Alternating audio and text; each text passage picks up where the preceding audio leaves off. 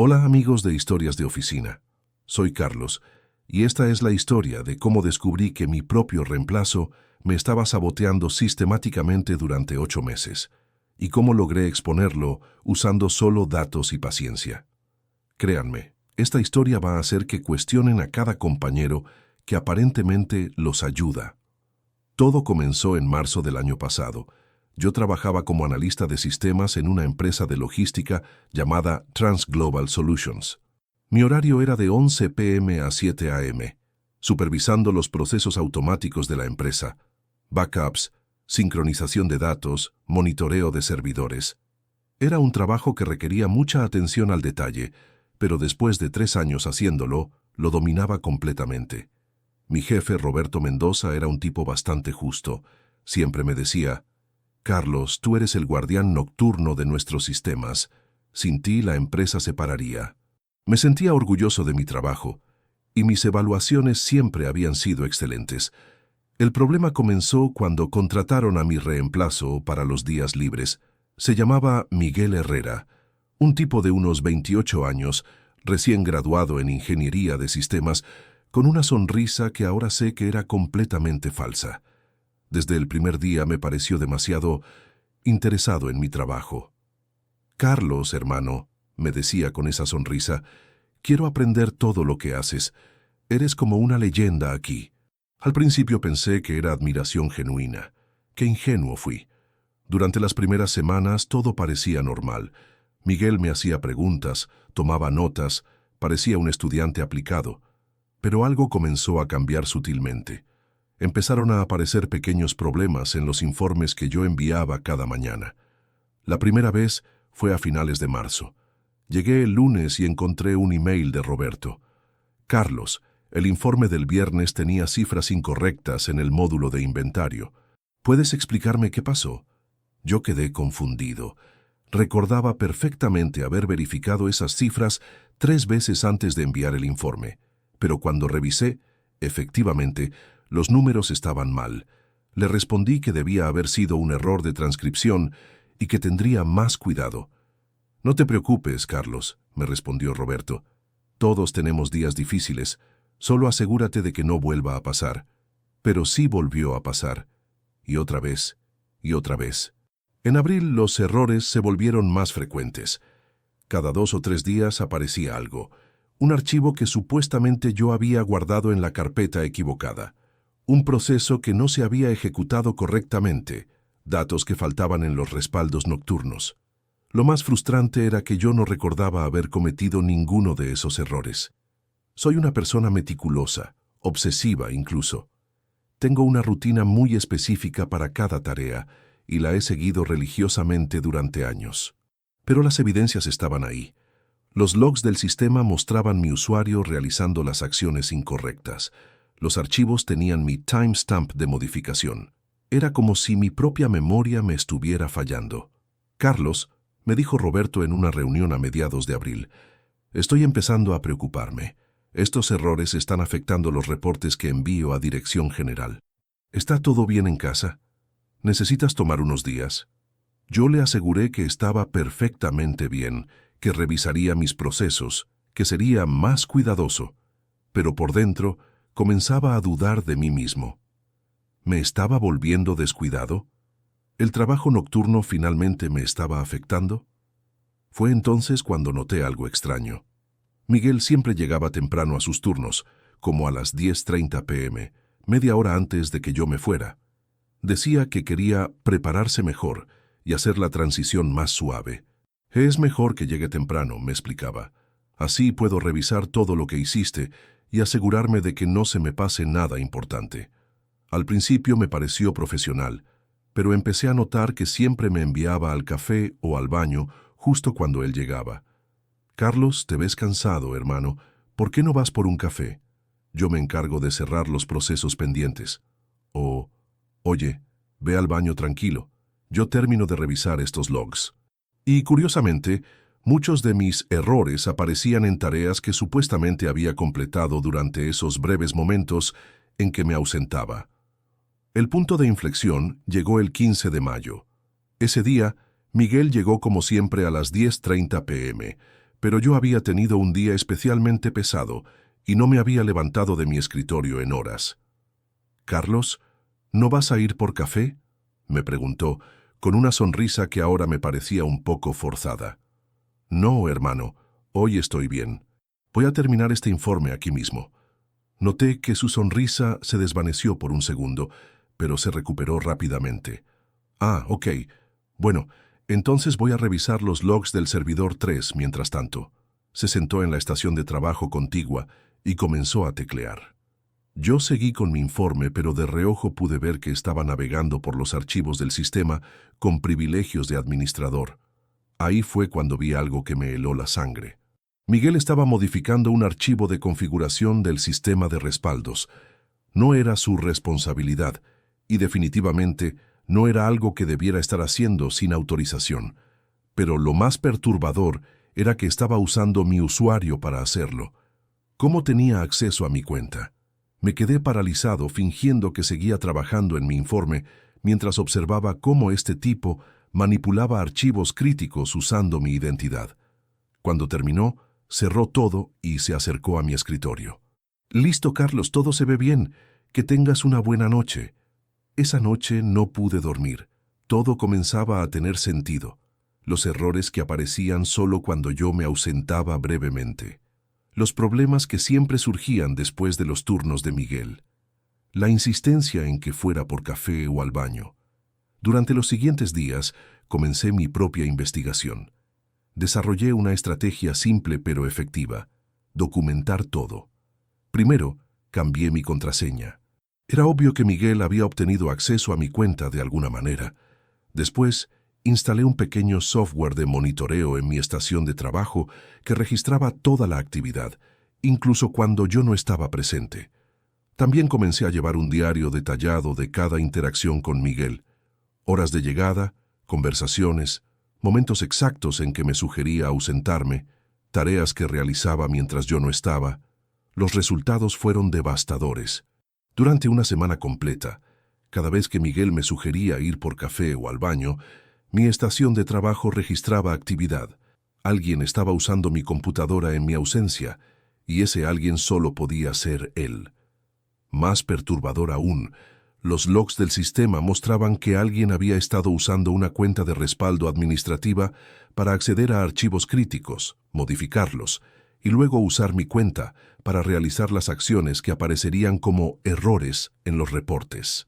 Pero necesitaba más evidencia, así que implementé mi plan maestro. El 28 de mayo, cuando Miguel llegó como siempre a las 10:30 p.m., fingí estar especialmente cansado. «Miguel, hermano, me duele la cabeza horriblemente. ¿Puedes cubrirme mientras voy por un analgésico a la farmacia? Puede que tarde unos 20 minutos. Por supuesto, Carlos, ve tranquilo. Yo me encargo de todo». Pero no fui a la farmacia. Me escondí en el cuarto de suministros, que tenía una ventana con vista directa a nuestro departamento.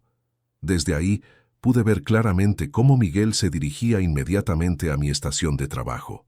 Lo que presencié durante los siguientes 15 minutos fue una masterclass en sabotaje laboral. Miguel abrió el archivo de configuración del sistema de inventario y modificó varios parámetros críticos. Después, accedió a mi cuenta de email y envió un reporte con datos incorrectos al departamento de contabilidad. Finalmente, borró varios archivos de respaldo y modificó los logs para que pareciera que yo había realizado todas esas acciones. Todo esto lo grabé con mi teléfono celular desde el cuarto de suministros. Durante los siguientes días, recopilé toda la evidencia posible. Screenshots de los logs del sistema mostrando el patrón de actividad sospechosa, grabaciones de video de Miguel manipulando mi estación de trabajo, mi diario detallado de cada incidente, registros de actividad de mi software de monitoreo, copias de todos los emails donde Roberto me había señalado errores, pero necesitaba un plan sólido.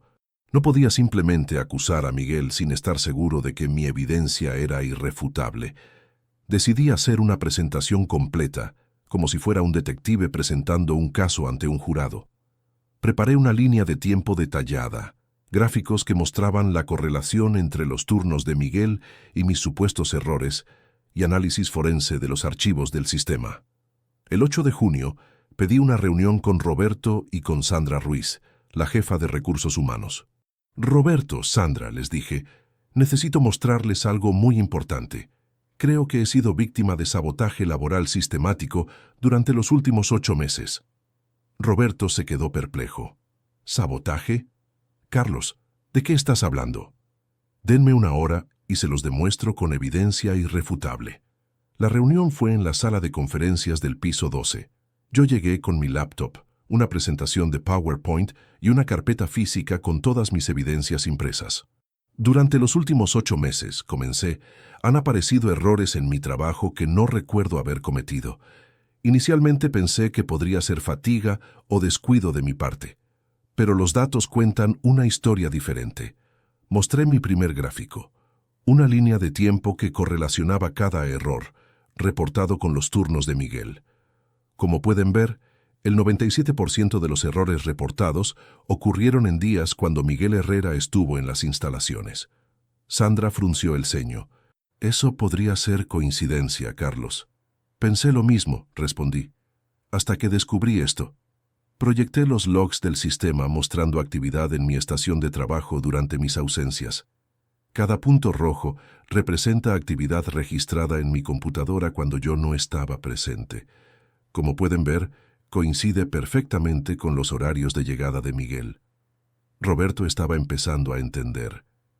¿Estás diciendo que Miguel accedía a tu computadora sin autorización? No solo eso. Mostré el video que había grabado desde el cuarto de suministros. Esta es grabación del 28 de mayo. Miguel accediendo a mi estación, modificando archivos críticos y manipulando datos para que pareciera que yo había cometido errores. El silencio en la sala era ensordecedor. Además, continué, he documentado un patrón consistente donde Miguel me sugiere ausentarme brevemente justo cuando llega a su turno. Aquí tienen un registro de 23 ocasiones donde esto ocurrió, y en 21 de ellas, posteriormente apareció un error en mi trabajo. Sandra tomó notas furiosamente. Carlos, esto es muy serio. ¿Tienes idea de por qué Miguel haría esto? Tengo una teoría, respondí.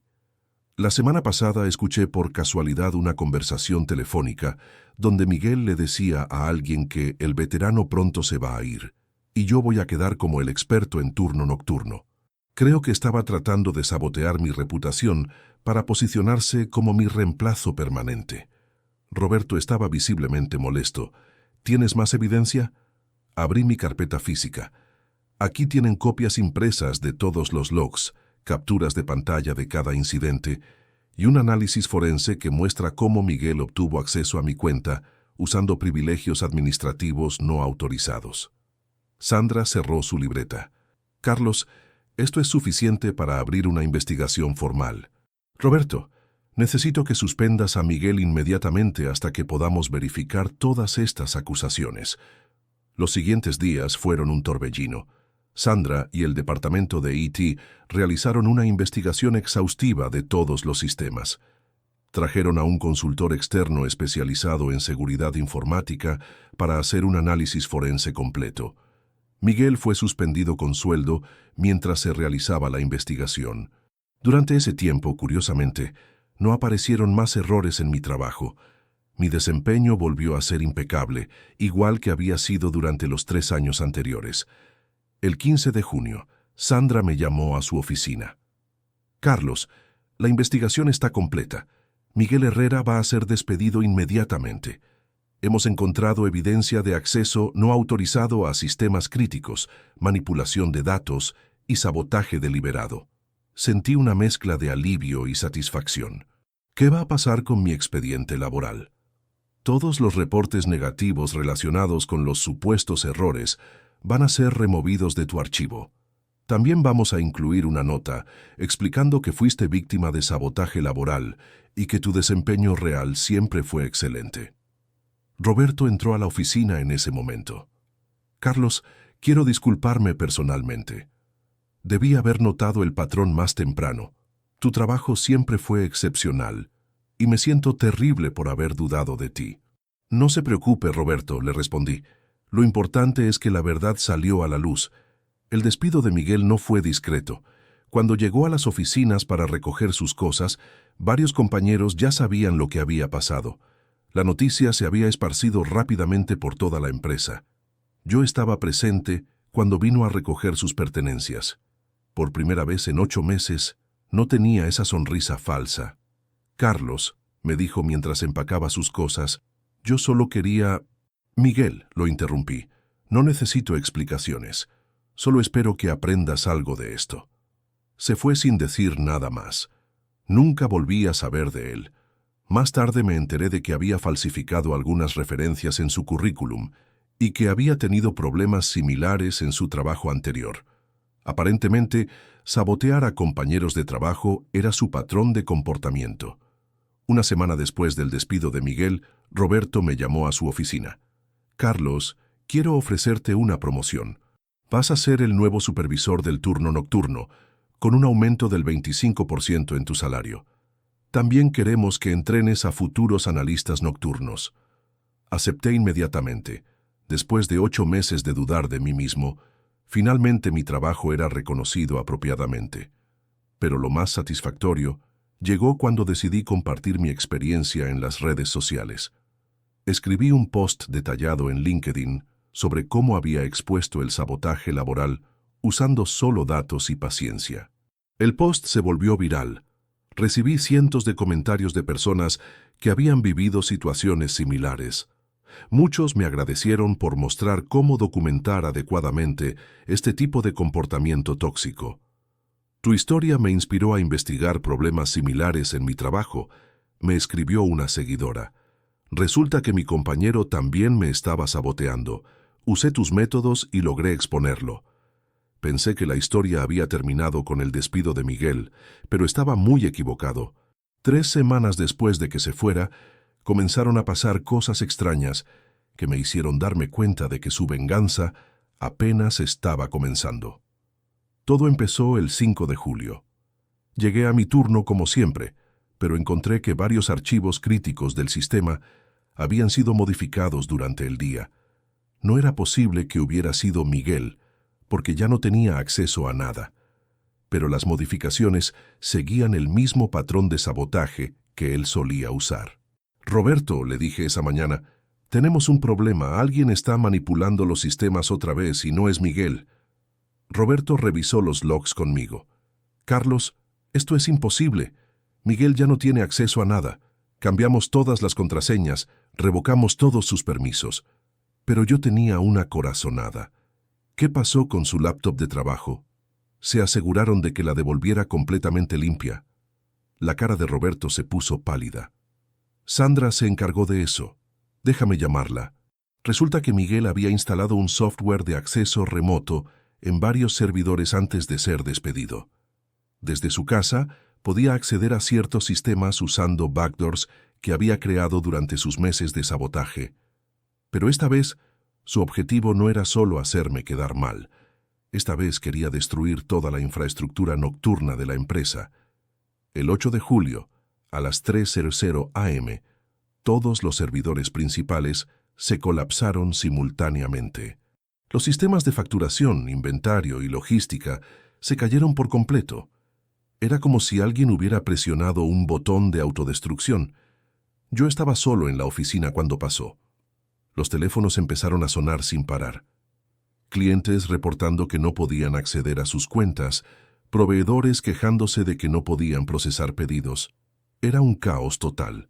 «Carlos», me gritó Roberto por teléfono, «¿qué diablos está pasando?» «No lo sé», le respondí, mientras trataba desesperadamente de restaurar los sistemas. Todo se cayó al mismo tiempo. Esto no es un fallo técnico normal, esto es sabotaje. Durante las siguientes 6 horas, trabajé sin parar para estabilizar los sistemas. Logré restaurar el 80% de la funcionalidad, pero el daño estaba hecho. La empresa había perdido aproximadamente $200,000 en ventas y productividad. Al día siguiente, la dirección general estaba furiosa. Trajeron a un equipo de consultores externos para investigar el colapso. Y aquí viene la parte más retorcida. Encontraron evidencia que sugería que yo había causado el problema. «Carlos, me dijo Sandra en una reunión de emergencia. Los consultores encontraron que los comandos destructivos se ejecutaron desde tu estación de trabajo. ¿Puedes explicar esto? Yo quedé helado. Sandra, yo no hice nada. Pasé toda la noche tratando de arreglar el problema. Los logs muestran que alguien con tu cuenta ejecutó los scripts que causaron el colapso, insistió uno de los consultores. ¿Alguien más tiene acceso a tu cuenta? Fue entonces cuando lo entendí. Miguel no solo había instalado backdoors en los servidores, también había mantenido acceso a mi cuenta y había usado mi identidad para ejecutar su ataque final.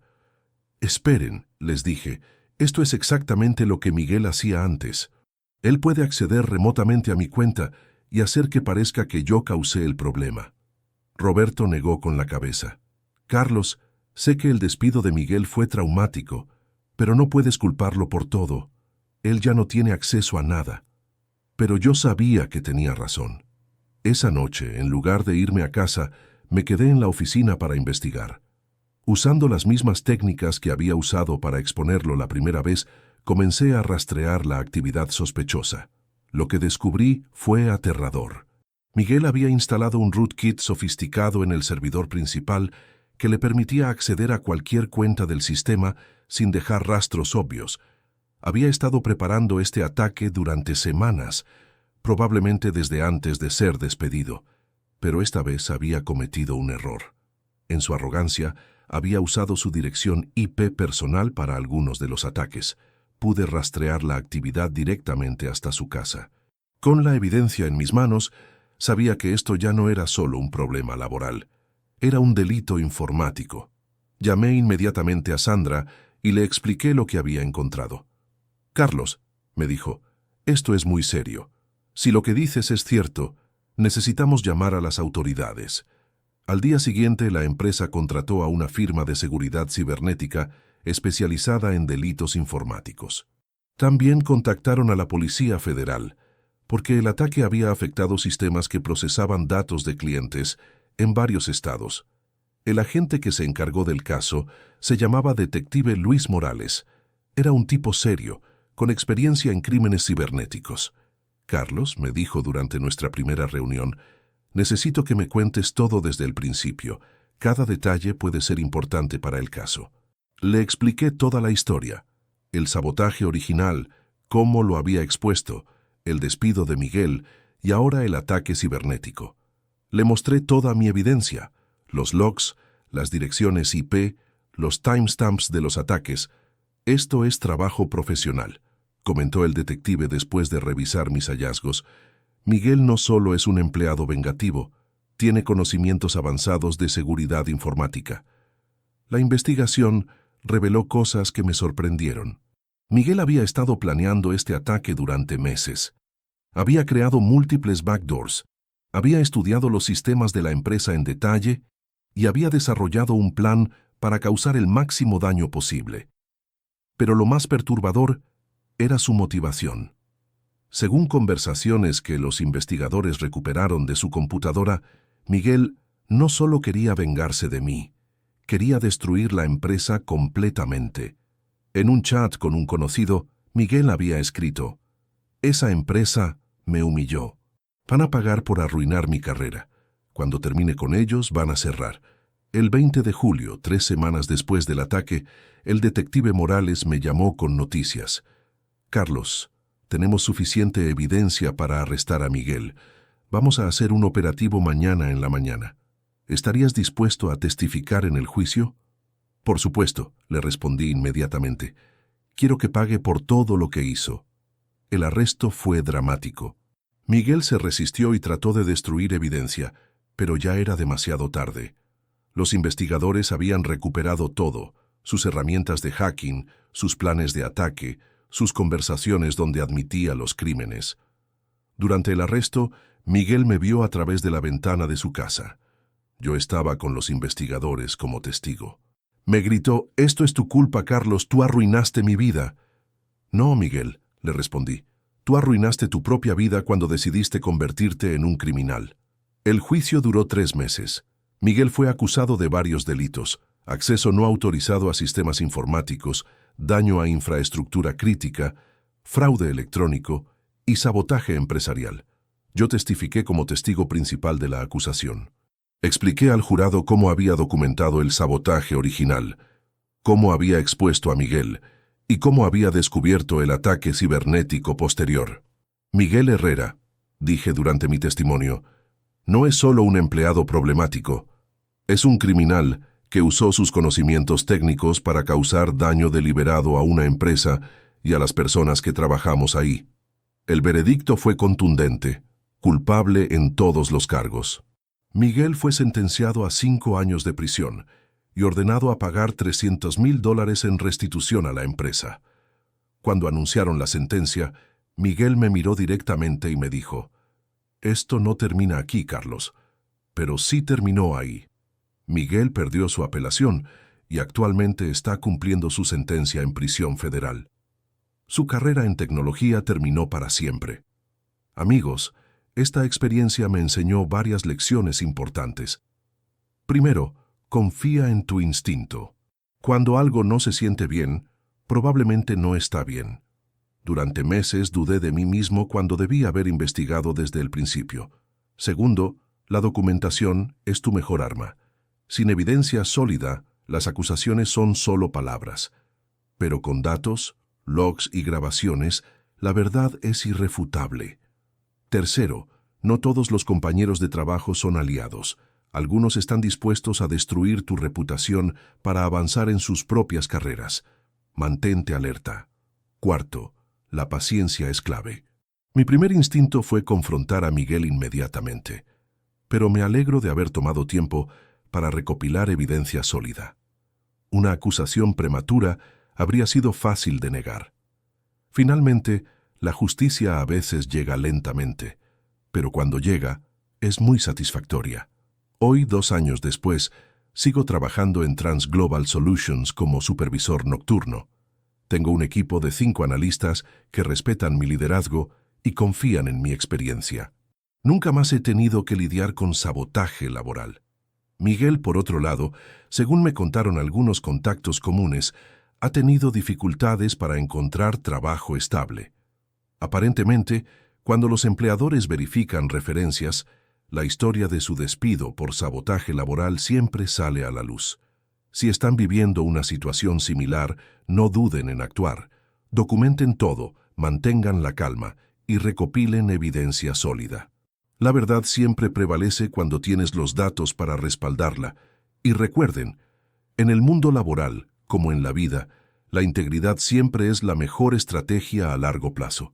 ¿Alguna vez han sospechado que un compañero los estaba saboteando? ¿Cómo manejaron la situación? Déjenme sus historias en los comentarios. Sus experiencias podrían ayudar a otros que están pasando por situaciones similares. Hasta la próxima historia, amigos. Y recuerden, en la oficina, como en la vida, la verdad siempre encuentra la manera de salir a la luz. Gracias por ver este video de historias de oficina. Si les gustó, no olviden dar like, suscribirse y compartir sus propias experiencias en los comentarios. Nos vemos en la próxima historia.